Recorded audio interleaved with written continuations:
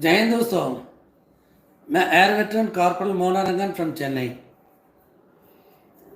दोस्तों, मैं कुछ हफ्ते 10 दिन से देख रहा हूँ सारे के सारे जो यूट्यूबर्स, खासकर जो है ऑनरी लेफ्टिनेंट ऑनरी कैप्टन के जो भी चैनल है, सब में OROP 3 का जो है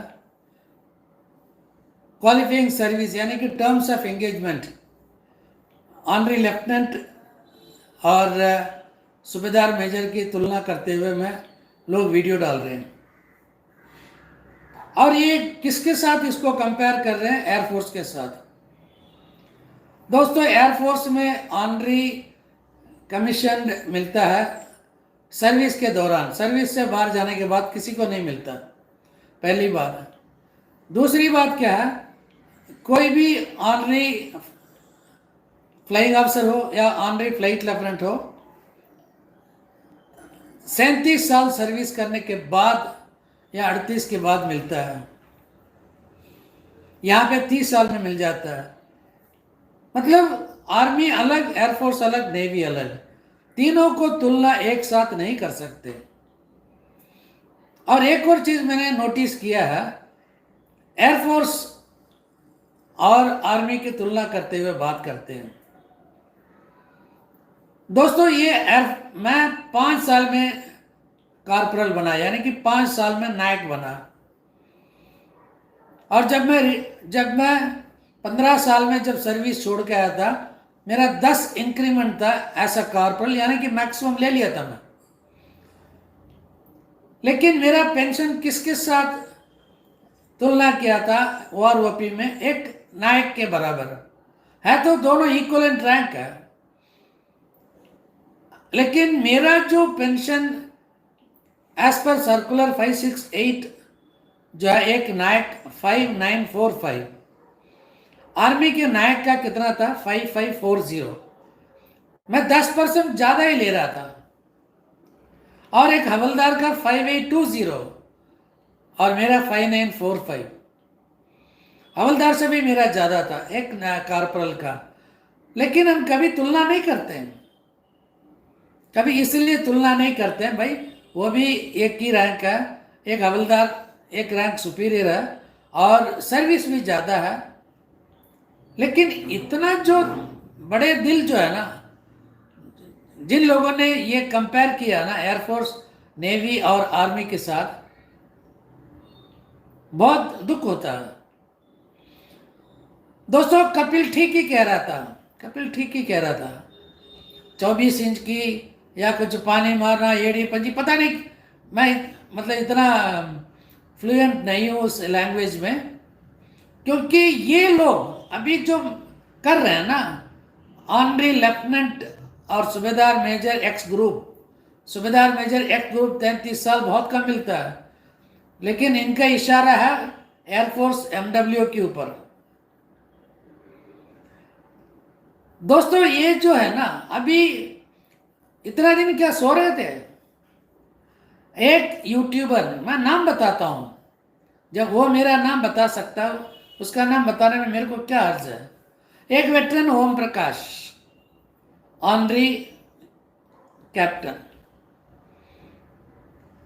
इनका जो कहना है, सूबेदार मेजर एक्स ग्रुप से अगर वो ऑनरी लेफ्टिनेंट बन जाता, कम हो जाता, उससे मेरा कोई मतलब नहीं है। इन्होंने अपना यूट्यूब चैनल स्टार्ट किया था 2015 में। आप सबको मालूम है 2015 सितंबर में नोटिफिकेशन निकला था OROP 1 का, और 2016 में टेबल निकला था सर्कुलर 555 और टेबल नंबर 7। दोस्तों, 2015 से लेके 2024 तक हमारे वेटरन ओम प्रकाश जी सो रहे थे, बहुत गहरी नींद में थे ये।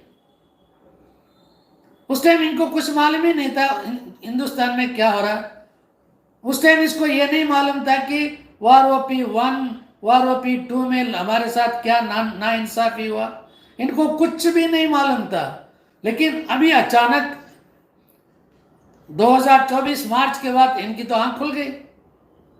जैसे इनका आंख खुला तो देखा भाई हमारे सुबेदार मेजर एक्स ग्रुप से ऑनरी लेफ्टिनेंट कम ले रहा। ये मतलब 5-6 महीने के बाद पता चला। और ये 5-6 महीने जो है सबका सैनिक संघर्ष कमेटी, कपिल, नलिन तलवार, मोहन रंगन, इनके बारे में वीडियो बहुत बनाया। बनाओ, कितना बनाना है बना लो। और लेकिन मैं हमेशा कपिल को बोलता था भाई छोड़ो, इनके बारे में बात ही मत करो। इनके बारे में मतलब जो हमारे बारे में बात नहीं करते ना, ये नीचे लेवल की जो रैंक जो भी है या ऊपर की जो तुलना नहीं करते, इनके बारे में बात करना बेकार है। उनको समझा है, लेकिन उसके तो मतलब लगातार डाला कि इन्हीं की वजह से, इन्हीं की वजह से। मैं अभी भी कहूँगा दोस्तों, जो कुछ भी हुआ हमारे जो जेसीओ, जो ऊपर के जेसीओ है ना, ऑनरी कमीशन ऑफिसर, सूबेदार मेजर, इन्हीं लोगों की वजह से हुआ। क्योंकि ये हमेशा चमचागिरी करते थे ऑफिसर्स के, और अपना ये सोचते थे कि अपना मिल जाएगा। मिल गया ना बाबा जी का ठुल्लू। दोस्तों, मैंने हेडिंग में जो दिया है प्री 2006 नायब सूबेदार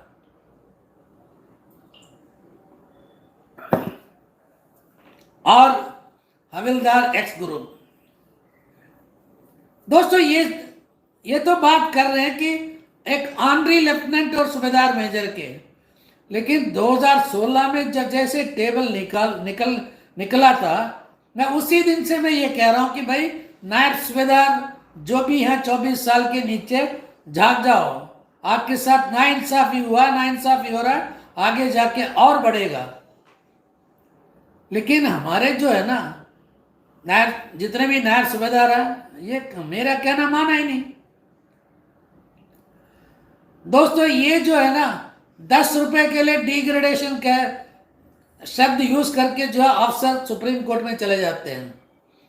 लेकिन हमारे ये जेसीओ है जिसके साथ 1000 रुपए के नुकसान हुआ, ये सो रहे थे, किसी की बात ही नहीं माना। भाई ये मानेंगे कैसे? कहने वाला कौन है भाई? एक नायक के बराबर एक कॉर्पोरल बता रहा है जेसीओ के बारे में, इसका क्या औकात है? हाँ, मैं जानता हूं मेरा कोई औकात नहीं है एक जेसीओ को जो है जगाने का, लेकिन दिल नहीं माना, क्योंकि वो जेसीओ के लिए मैं नहीं लड़ रहा था। उस जेसीओ के जो फैमिली पेंशनर है उनका हक छीना जा रहा था। दोस्तों, ये है ना हमारे जो वेटरन ओम प्रकाश जी 1973 की बात कर रहे हैं, 1958 की बात कर रहे हैं। भाई साहब, अभी की बात करो।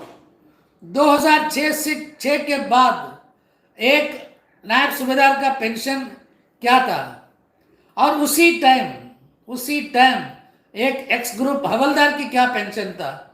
एक 2006 से लेकर 30/6/2014 तक, और एक साथ 2014 से उसी नायब सूबेदार एक्स ग्रुप हवलदार से कितना कम ले रहा, इसके बारे में आपको कोई ज्ञान है? आपको मुझे मालूम है आपका कितना ज्ञान है, क्योंकि आप तो अंतर्यामी है, आपको सब कुछ पता है।